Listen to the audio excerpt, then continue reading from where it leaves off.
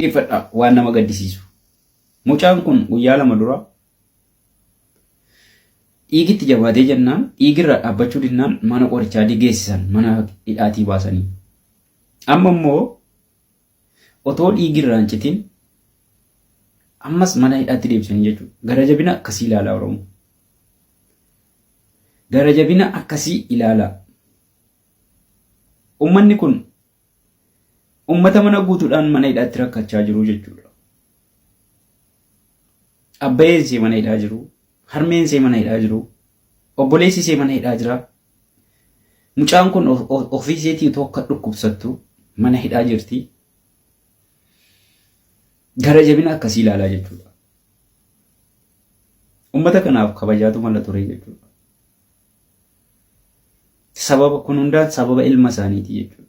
Sababa injineer Daani'el Gammadaa yookaan karaa deemaa inni dhaqee rakkoo uummata keenyaa sana rakkina isaa sana uummata addunyaa barsiiseef jecha uummanni kun rakkoo tokko malee mana hidhaatti dararamaa jechuudha.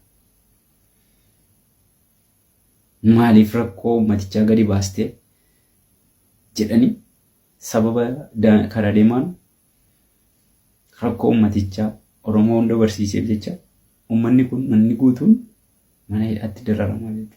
Obboleettiin keenya kun dhiigirraa dhaabbachuu didee dhukkuba hamaa keessa jirti jechuudha. Deebi'anii utuu seen akka dhukkubsattuu mana hidhaatti deebisanii jechuudha. Akka seen achitti duutu barbaadan ta'e manicha hidhaa keessatti nyaatu ta'e nuun galle jechuudha. Kana quba qabaataa deemuun gaariidha. Uummanni kun immoo keessumaa sagalee dhabee jira jechuudha. Sagalee ta'uufii diddanii jirtu jechuudha. Homaa miti. Yoo lubbuun jiraanne wal gaafannaa jechuudha.